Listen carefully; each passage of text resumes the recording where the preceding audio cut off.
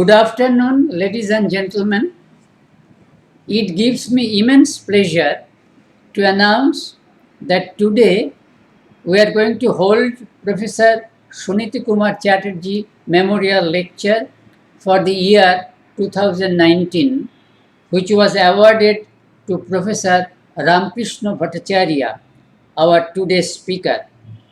Professor Bhattacharya is an erudite scholar, a literatier, and a prolific writer on various subjects including language, philosophy, political ideas, and so on and so forth. This prestigious annual lectureship was instituted at the Asiatic Society since early 1990s. Acharya Professor Suniti Kumar Chatterjee was the president of the Asiatic Society for 3 terms in 1953, 1954, and 1970. He was deeply connected with the Asiatic Society in various other capacities since long. There are quite a number of publications of Professor Chatterjee from the Asiatic Society. Among others, Kirato Janakriti, which was published in 1951, is very familiar to the wider academia of the world, like his Origin and Development of Bengal, ODBL, published in 2 volumes from Calcutta University in 1926. It will perhaps be superfluous on my part here to talk about the academic background and scholarship and important publications of Professor Chatterjee. I can only take a very personal position to place him in the same pedestal with our founder, Sir William Jones, so far his versatile scholarship, proficiency in a number of national and international languages are concerned. He was equally known to the entire world for his acclaimed scholarship and valuable contributions. This is precisely the reason which earned him a number of very distinguished and coveted academic honors from almost all parts of the world which he has visited and studied their society and culture. With this brief background, may I now request Professor Bhattacharya to present his lecture. Since at the moment his eyesight is badly affected, after he opens for a few minutes, remaining part will be read out by Sri Shamsundar Bhattacharya, the Philological Secretary of the Asiatic Society. May I now request Professor Bhattacharya to please present his lecture. Professor Bhattacharya.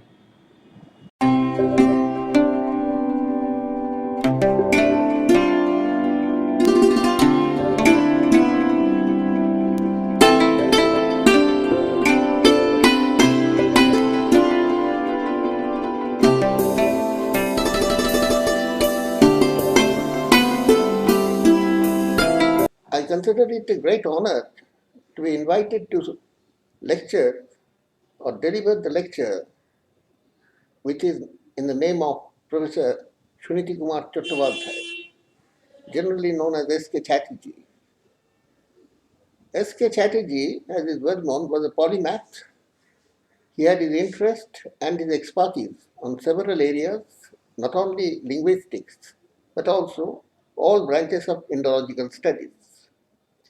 His lecture on the Ramayana, the origin of it, had made him the butt of attack of a number of people who were rather orthodox and believed in holding the Ramu and the Ramayana in high respect, whereas Professor Chatterjee meant it to be taken merely as a poem.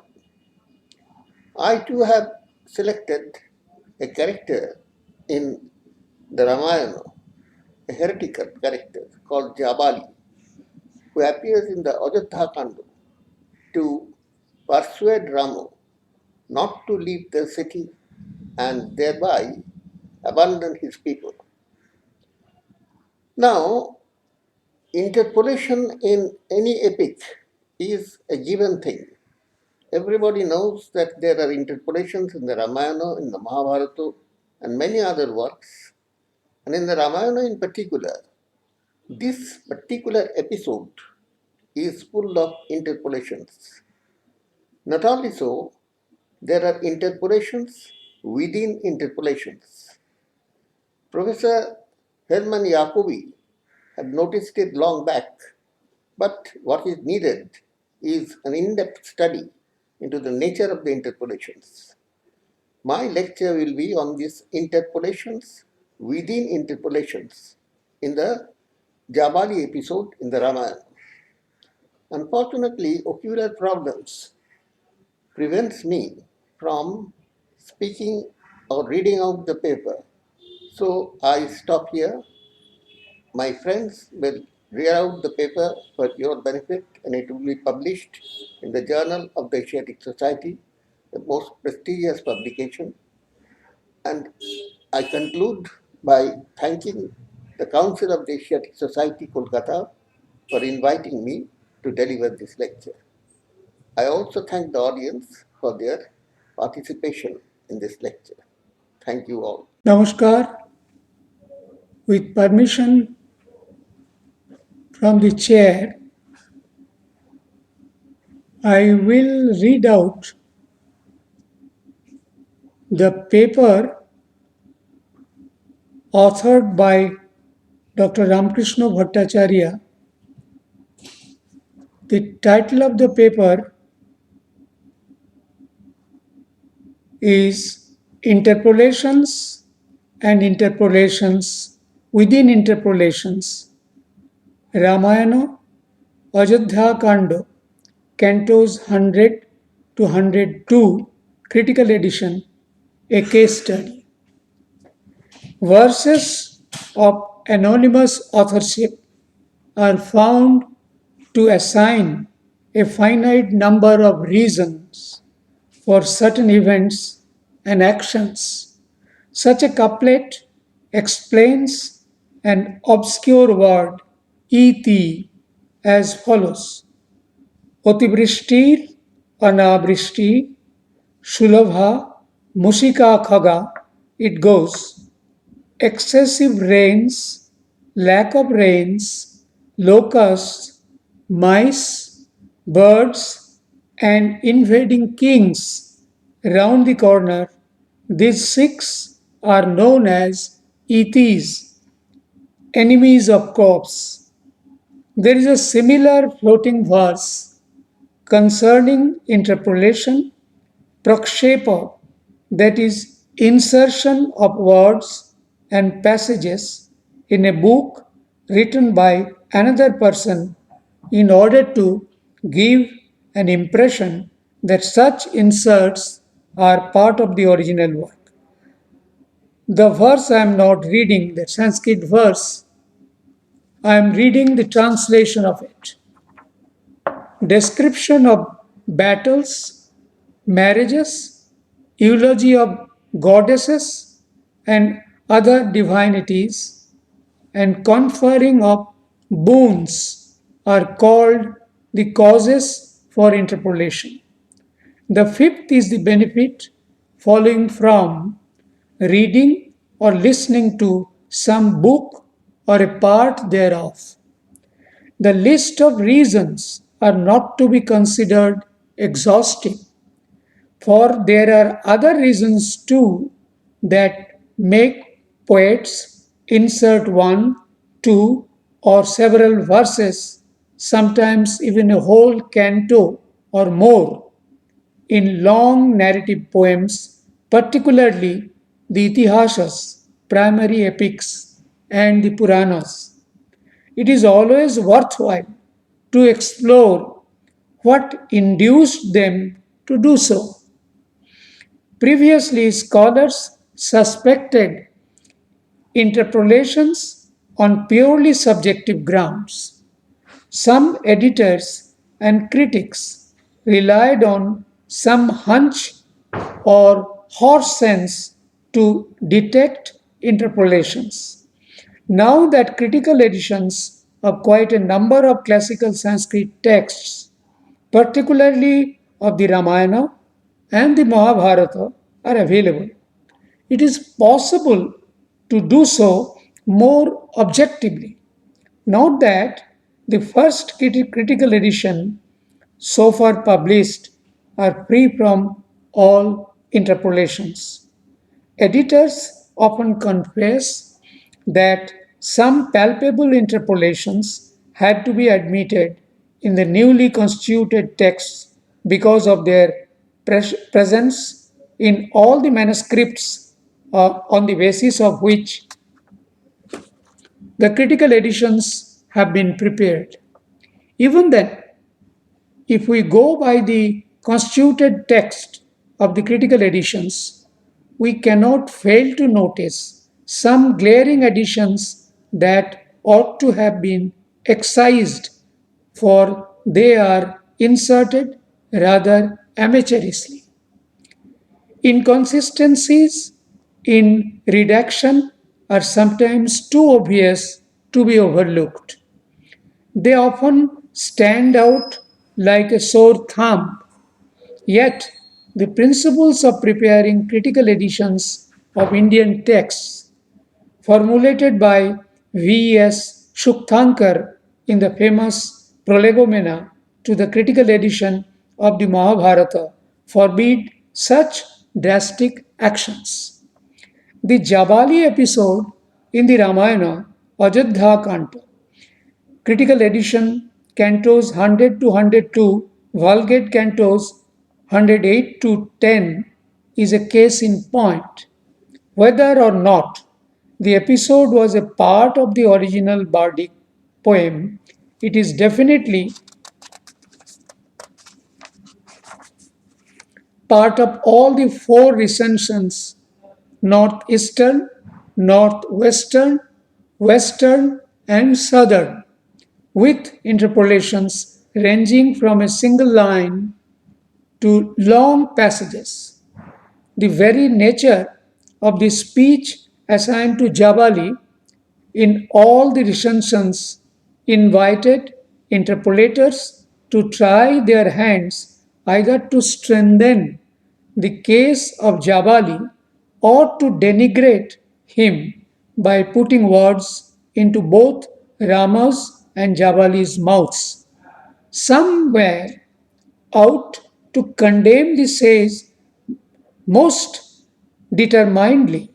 In southern and in the Vulgate, Jabali is made to capitulate in the humblest possible manner. In northeast and west, however, he does not speak at all after the speech of Rama. Two such strands, one favoring Jabali, the other degrading him, are clearly visible.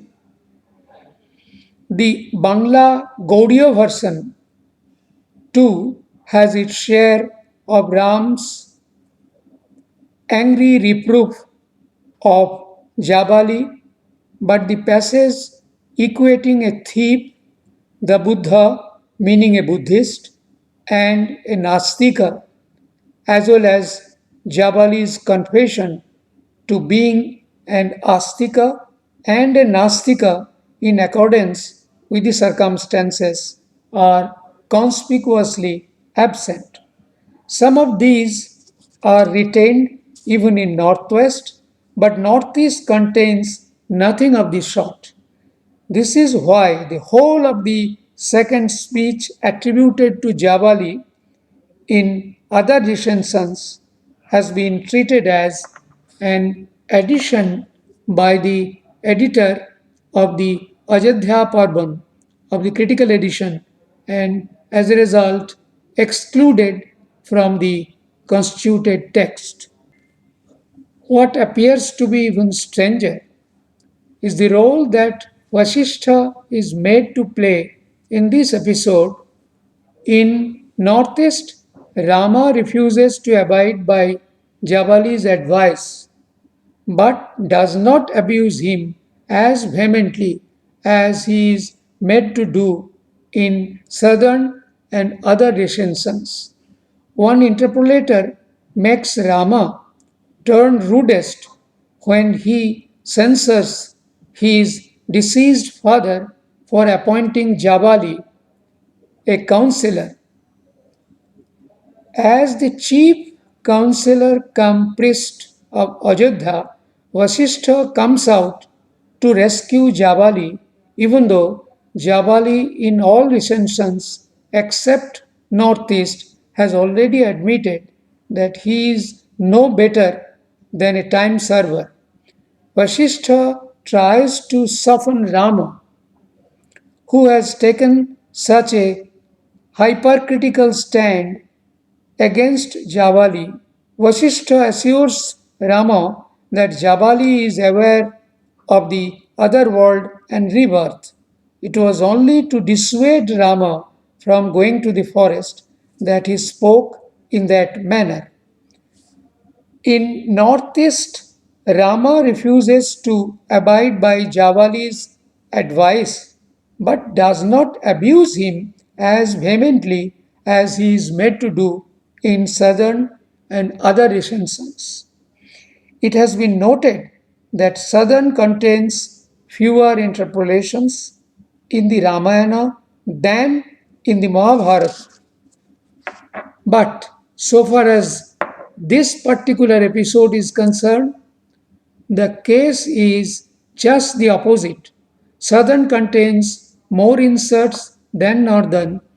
In order to vilify Jabali, interpolators in Southern and some verses which are so easily detectable that both the interpolators' fingerprints and the purpose behind the insertion appear to be crystal clear.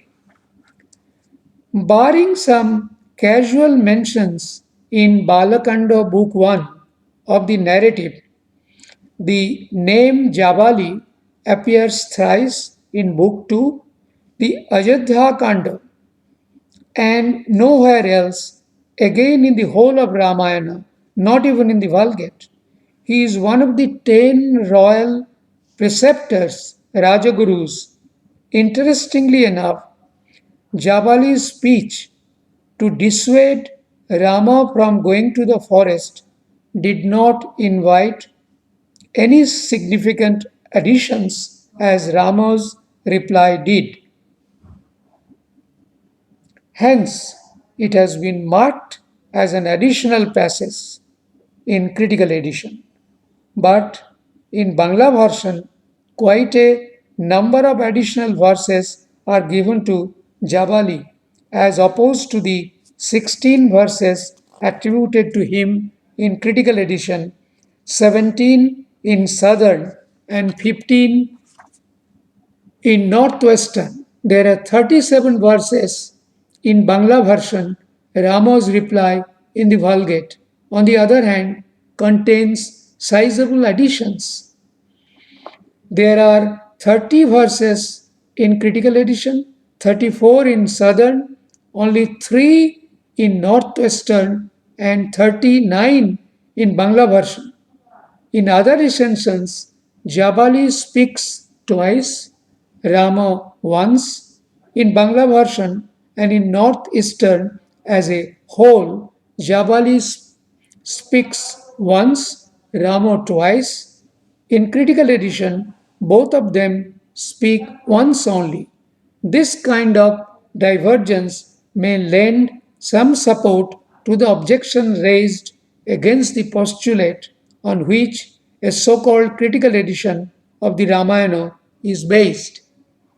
One point, however, is clear. The episode proved to be interpolators' paradise. Following their personal inclinations, not always similar, they went on adding verse after verse to the speeches of both Jabali and Rama. One set of interpolators wished to strengthen Jabali's hands, caring little for consistency. The other set wished to denigrate him and make him appear both as a both as a despicable heretic and a rank opportunist. One interpolator left his fingerprints by inserting a long passage in Rama's reply, which is palpably anachronistic.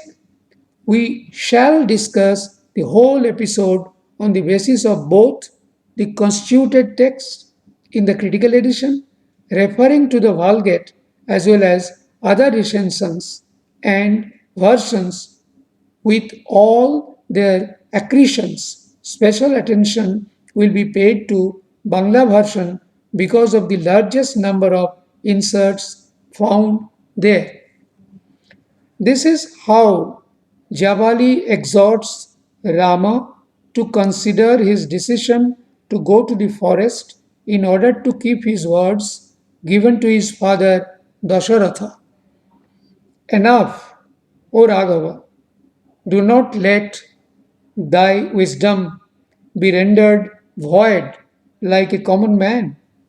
Thou who art distinguished for thine intelligence and virtue, who is man's parent? From whom can he obtain anything?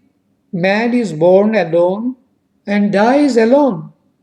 He who clings to another, saying, "This is my father, this my mother," should be regarded as one who has lost his wits. O Rama, there is none who belong to another as one who passes through a strange village, spends the night there, and the next day leaves that place and continues his journey. So are father, mother, home, and possessions to a man. They are but a resting place, O Kakustha, and the wise do not become attached to them. Thou canst not therefore abandon thy father's kingdom, O chief of men, in order to dwell in a lonely forest that is gloomy and full of thorny thickets. Come and be crowned in the prosperous city of Ayodhya, thy locks unbound, the capital awaits there. Come and test the royal luxuries worthy of thee, O son of a king. Divert thyself in Ayodhya as Sakra Indra in Trivistapa. Dasharatha is not to thee now, nor thou to Dasharatha. The deceased king was one person and thou another. Therefore, do what is proper for thee to do. The seed is the only father of all beings.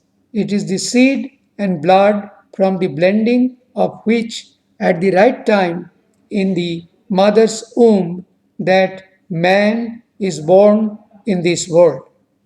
The king gone where he had to go. It is the fate of all beings. Do not grieve uselessly. I pity those who give themselves up, especially to that which is meritorious, disregarding their own interest. I do not pity others. They suffer misery here and in the end find extinction. Pious men say the eighth day, Astaka, should be given up to sacrifices for the spirits of our ancestors. The food that is offered is wasted. Can the dead eat? If that which is eaten here could enter the body of another, then let a sacrifice be offered for those who are setting out for a distant journey and they will not need provisions. The Granthas, so called sacred books, were all made by learned men for the sake of inducing others to give. Their doctrine is distributed gifts, perform sacrifices, consecrate yourselves, and give yourselves up to asceticism and renunciation. O exceedingly sagacious prince, there is no world but this. Let this thought be absorbed by thee. Concern thyself with what is evident and turn thy back on what is beyond our knowledge. Accept the judgment of the good, and regarding that which is approved by all, accept the crown and allow thyself to be swayed by Bharata. The text is Bangla version differs substantially from Southern Vulgate. For one thing, Bangla version are not met with any other version. The verses urge Ramo to return to Ayodhya since he has done all he could do to keep the promise of his father. Moreover, even Kaikeyi now agrees to have him, Rama, as the king. The passage is inserted in an amateurish way, for the tone and tenor of the speech of Jabali before and after this passage is a mismatch. What follows, however, at least content wise, tallies with the Vulgate text. So, Bangla version 116.4 to 11 did not detain us. Jabali's speech in all the versions, as also in the constituted text of the critical edition, is a lucid exposition of the basic materialist view. There is no other world, therefore, it is useless to perform Shraddha, rites for the ancestors. No credence is to be given to the Granthas, that is the Dharma Shastras, which urge people to donate liberally to the Brahmin priest, perform yagyas, sacrificial rites, and advocate renunciation, etc. Such things are nonsensical and serve no purpose. Only one verse in the Vulgate has been left out in the constituted text. The interpolated verse is of an explanatory nature. It tells why Dasharatha is not to be considered as having any relation to Rama. It is perhaps in this sense that Ajita Keshakambala, a proto materialist of the Buddha's time, used to preach there is no mother, no father. Following Buddha Ghosa's commentary, the translator has added in parenthesis all good or evil done to them producing no result, but Jabali speaks most specifically of semen and blood. The actual male called father and the actual female called mother are of no significance. The interpolated passage was meant to emphasize that man's parents are mere carriers of semen and blood. The denunciation of donating liberally to the priest, performing yajnas, etc., also echoes Ajita's words there is no almsgiving, sacrifice, or oblation. All almsgiving ends in ashes. Fools prescribed almsgiving, and some assert that there is such a thing as merit in almsgiving, but their words are empty, false, and nonsensical. But the fool and the wise are annihilated and destroyed after death and dissolution on their bodies. Nothing exists after death. All the four commentaries of Nagarjuna's Madhyamaka Shastra quote from the Shamanna Falasutra, almost verbatim. Similar views are expressed by a Nastika, not identified by any name, but definitely a pre Charvaka materialist. In Mahabharata, Shanti Parvan, critical edition, 211.22 to 23, 27 to 28, Vulgate 218.23 to 24, and then 28 to 29.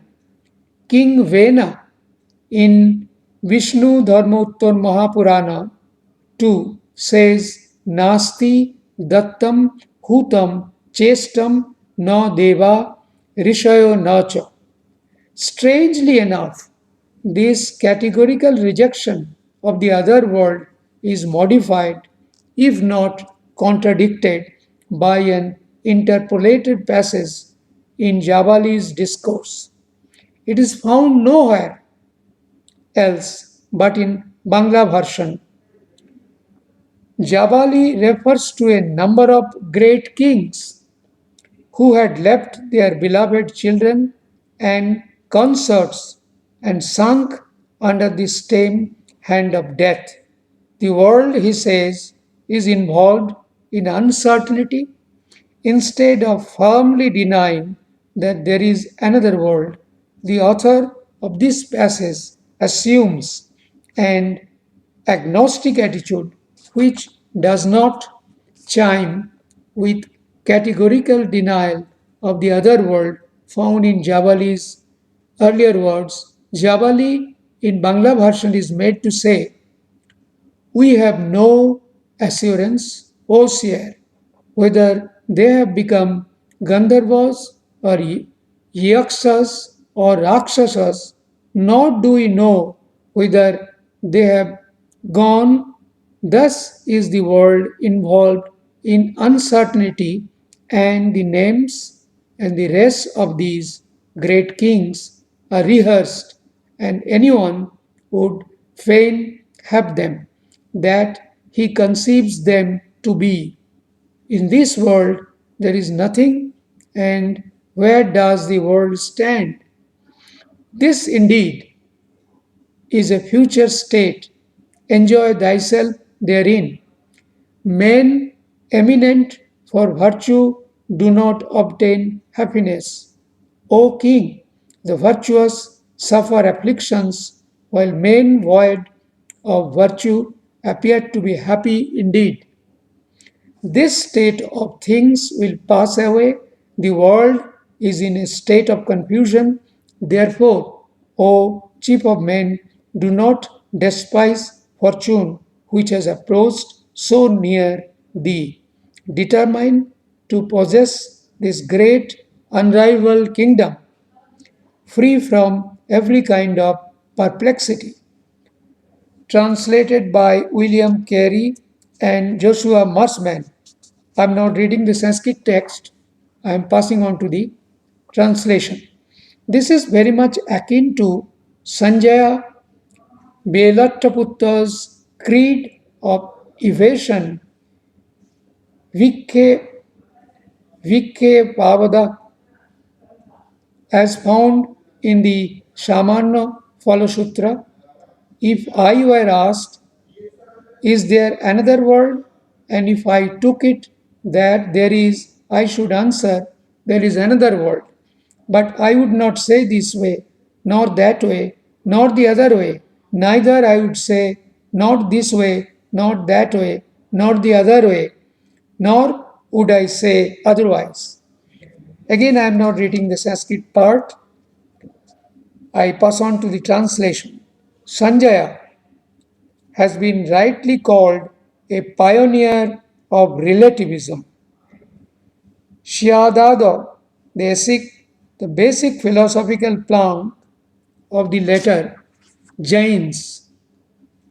What he says further, stating the same question in various other ways, seems to anticipate the sevenfold predictions found in later Jain philosophical works. Yet his doctrine has been called the creed of evasion, and he has been described as the most foolish and bewildered man in the Shaman Palasutra. This passage, inserted in the Jabali episode of Bangla version, represents a more generalized agnosticism based mainly on skepticism rather than outright rejection of the other world on ontological grounds. This disputant in the interpolated passage is as we find him in the Buddhist canonical works, both Pali and Sanskrit. The prototype of the argumentative Indian, as Amartya Sen 2005 designates such a person, but not a materialist. The largest number of interpolated verses is found in Rama's reply. In the constituted text, Rama merely says, upon hearing Jabali's words, Rama, the most truthful of men, replied with sound argument, his own convictions quite unshaken. What you have said in the hope of pleasing me is wrong, with only a semblance of right. It is harm that simulates hell. Rama goes on in this vein, extolling the duties of a person belonging to the warrior caste, Kshatriya, and the righteousness expected of him. He refuses to abide by Jabali's words, and though firm is sober in his censure, he does not abuse Jabali in any way.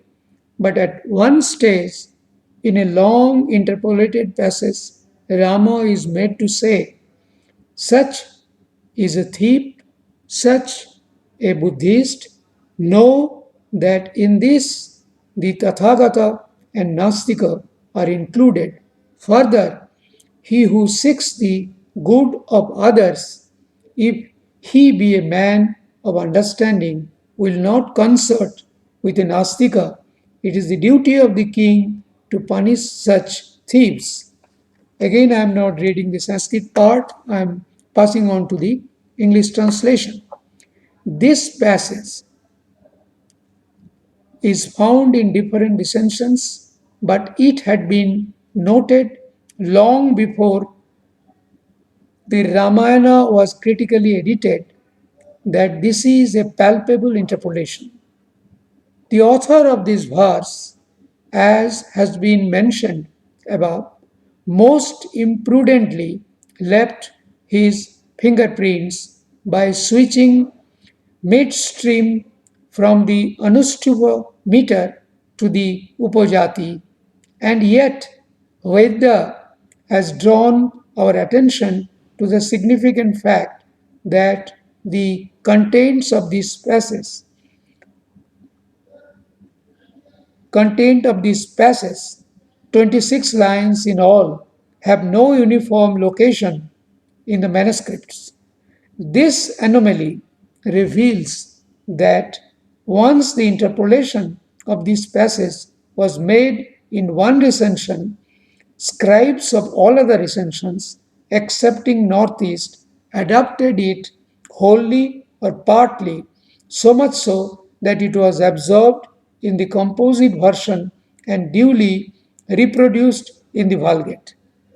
Rama's reproach of Jabali in this interpolated passage is all the more interesting because of the comparison drawn between a thief, the Buddha, that is a Buddhist, and a Nastika. If it were only a question of denigrating or refusing to admit the infallibility of the Veda, a Buddhist and a Nastika would be placed in the same bracket. But the sanctity of the Veda has never been at issue in Jabali's speech. Jabali refers to Granthas, but in the given context, they could only mean books of religious law, Dharma Shastra. The reason for juxtaposing a Buddhist and a Nastika could not possibly be that a Nastika rejected the very concept of the other world. A Buddhist, in spite of his denial of the existence of the immortal soul, does not deny the other world as such, for it is related to the concept of rebirth.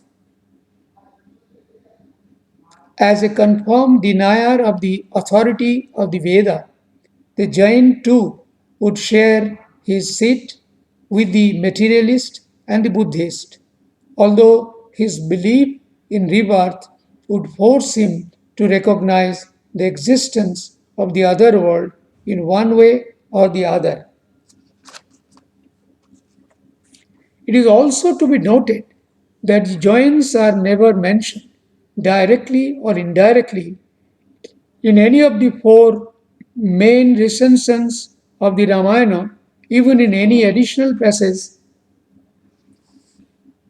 even in any additional passage, whereas the Buddhist is mentioned at least once in an interpolated verse that has found place in the Vulgate. In the Puranas, however, both the Buddhist and the Jain together are often represented in an unfavorable light, but it is the Jains who appear to be the representative of Nastikya as such. In fact, the Jains were the chief target in several Puranas. The authors of the Puranas, it appears, did not know much about the Buddhist and could not distinguish between the Jains and the Charvakas.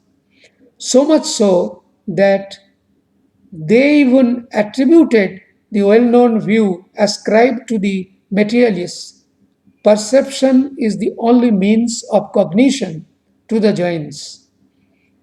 Another aspect of the interpolated passage in the Ajodhya Kanda is worth considering.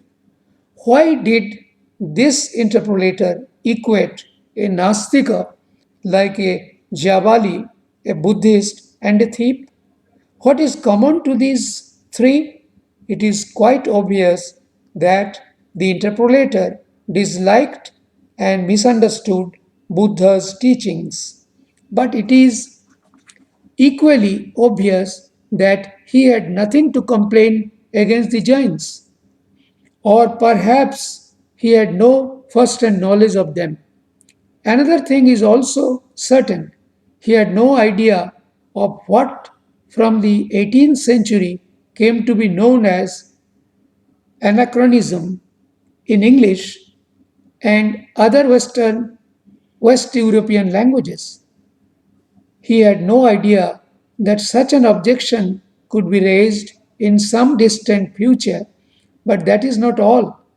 His dislike of the Nastika as well as the Buddhist is so strong that at first he brackets them with a thief. The interpolator apparently felt all the three to be enemies of the then society founded firmly not only on the four social orders and four stages of life, Varnashrama Dharma, but also on the sanctity and inviolability of private property. To him, no one could be more detrimental to the maintenance of law and order than these three. Jabali, Jabali's denial of the other world, his rejection of all Shastric rites, and the preaching of the so called learned men as found in the text, made him angry. He was tempted, nay, felt it incumbent upon him to denounce the three enemies of the Veda abiding people as stringently as possible. So he inserted a long passage that glorified Rama as a model king and debasing Jabali in the reader's eye.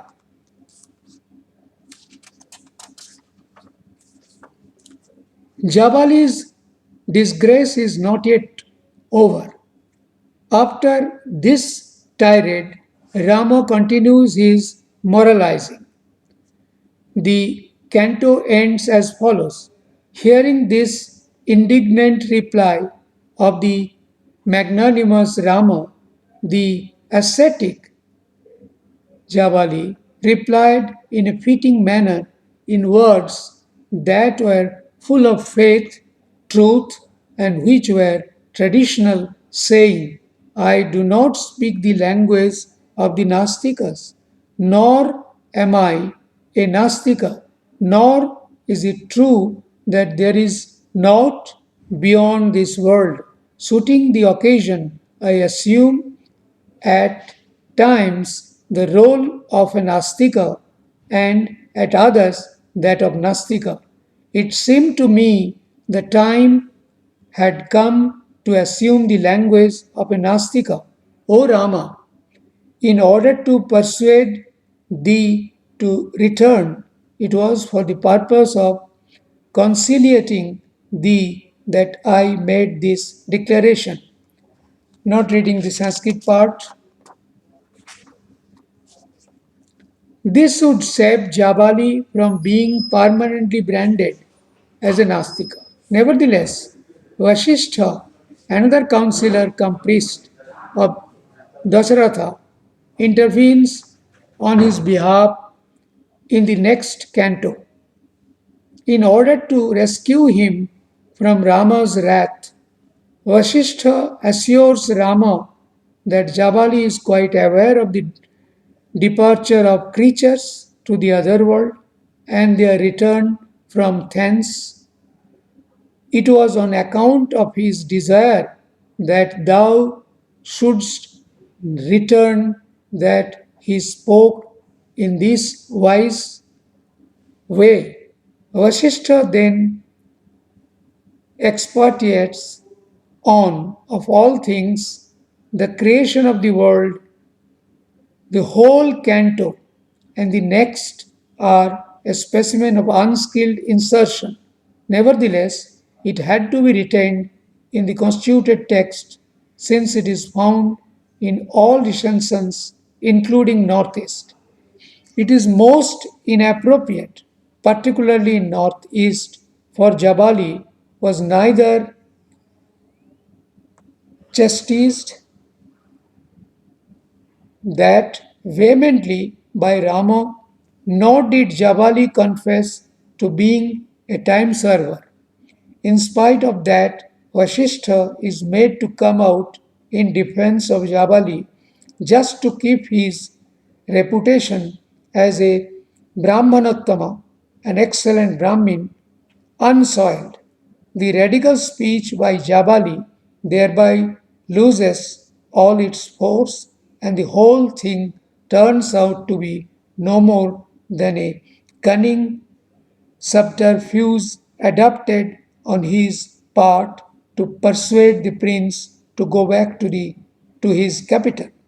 The rest of the Vasishtha's long oration in this canto finally takes the mind of the audience readers away from the highly orthodox ideas expressed in an earlier canto. This interpolation within an interpolation, however,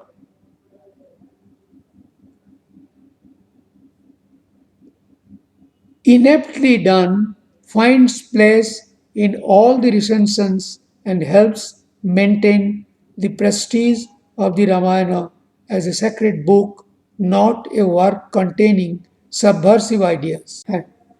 Hermann Jacobi had earlier started the definite refusal of Rama to return to Yajodha, and his decisive remark, Pravakshe Dandakaranyam Aham Api Avilambayan. He has to agree fully with Bharata's threat to force him through Pratyupaveshana. The impact of his threat is much weakened because of the intervening speeches as we find them of these that of Vasishtha in 110 is a downright absurdity in this context because the sudden decision of Bharata appears to be totally unmotivated. For this reason and others, Jacobi wished to strike off 4 chapters and more particularly marked Canto 110 as an interpolation within an interpolation.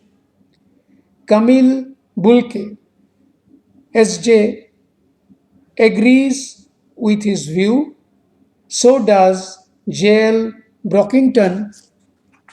Reuben seeks to refute Jacobi on the following grounds. First, it is in palpable contradiction to the tradition of all manuscripts of all versions. Therefore, this interpolation must have been inserted in a hypothetical text before the shaping of the archetype of our manuscripts.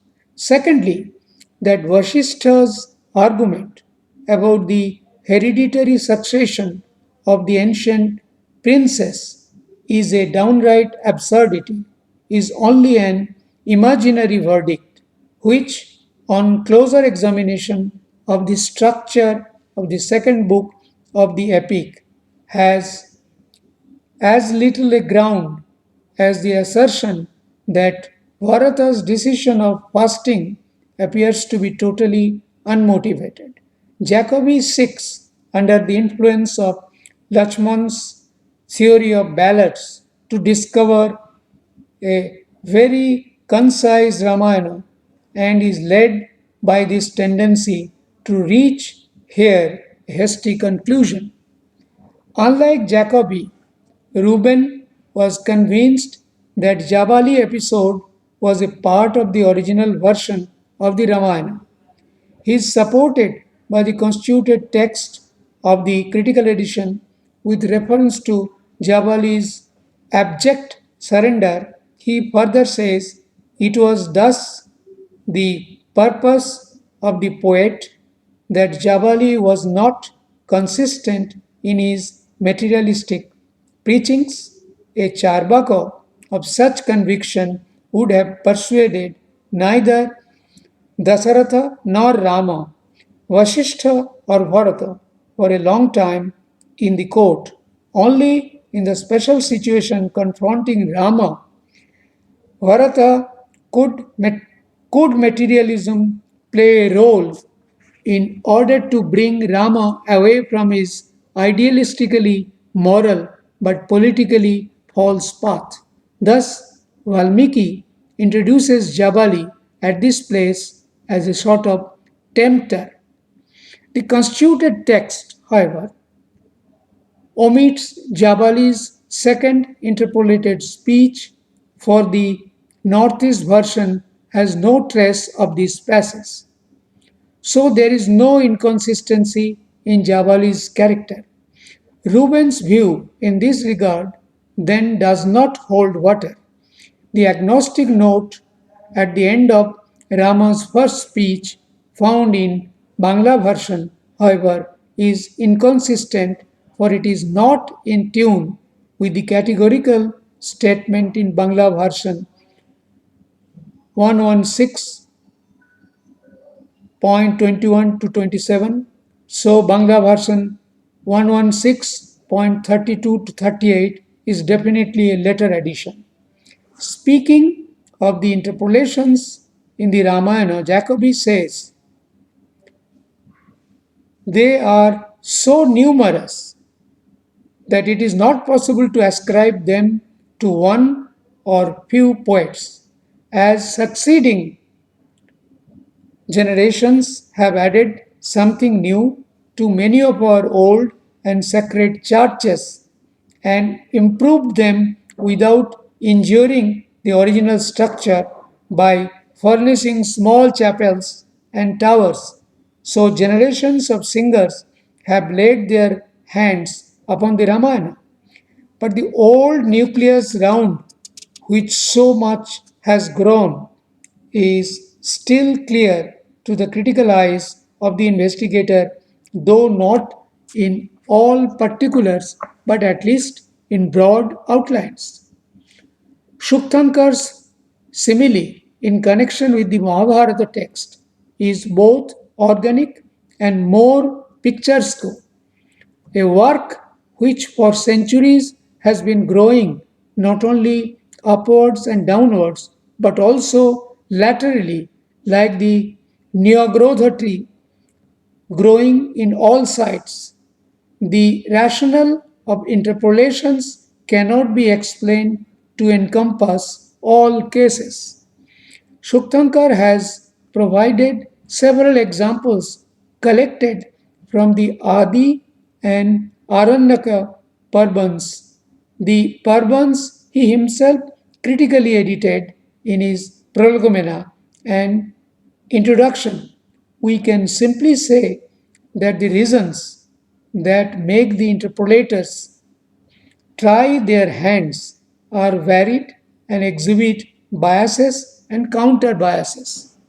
The Jabali episode, as manuscript evidence shows, was indeed a part of the Ramayana when it was first redacted, maybe in the second stage between 200 BC and 100 CE, as Brockington suggests, although it might not have been there in the Ur Ramayana as Jacobi suspected.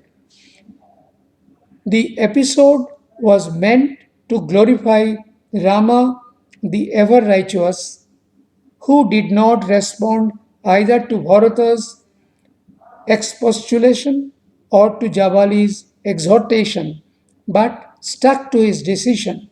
There was no intention of vilifying Jabali, although later interpolators made use of it. The question of idealistically moral but politically false path, as said by Reuben, is not at issue here. However, it does not require any training in higher criticism to detect that the episode attracted at least three types of interpolators. The first intended to strengthen Jabali's exhortation by offering further persuasive arguments and contrary instances, or introducing an agnostic note in addition to the clear negation of the other world. The second interpolator wished to retain the sacred nature of the Ramayana by adding verses denouncing one of the earliest known Nastika views in India. It is difficult to decide whether he was also the author of Jabali's last servile speech found in all recensions except in Bangla version and retained in the Vulgate, but most probably the second speech by Jabali came from the same hand using the same upajati meter as used by the second interpolator. Yet another interpolator wished to rescue Jabali from the charge of Nastikya. This third interpolator brought back Vasishtha with no other purpose than making light of Jabali's heterodoxy. He explained it away as a ploy adopted by Jabali to dissuade Rama from going to the forest. This third interpolator is to be held responsible for the long and quite irrelevant account of cosmogony put in Vasishtha's mouth. Manuscript evidence supports the genuineness of the canto, but the absurdity of this totally irrelevant digression is too glaring to be overlooked. There might have been other letter interpolators too who made the most of the opportunity provided by the redactors. and went on adding stanzas here and there that would either explicate or point better, or to condemn the Nastikas as a whole, both the materialists and the Buddhists, from the Brahmanical point of view. Some other interpolator lamented the state of affairs of the world when merit, dharma, did not beget any reward, but what is worse, demerit, adharma, flourished.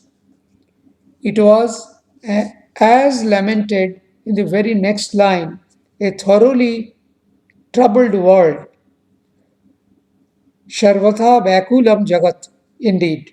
Although the interpolations exhibit multiple hands working with widely varying and often contradictory purposes, the intention of the original author of the Jabali episode, in effect, is irrecoverably lost. The episode has been thoroughly mixed up in all recensions, self contradictory ideas and expression make the confusion worse, confounded. Only higher criticism based on new manuscript, as suggested Brockington, can show the way to the restoration of the text when the episode was first introduced in the Ur Ramayana, that is the original Ramayana. Now there are 4 appendixes he has added. I am not reading those appendices. Thank you very much. Thanks for patient hearing or listening. Thank you.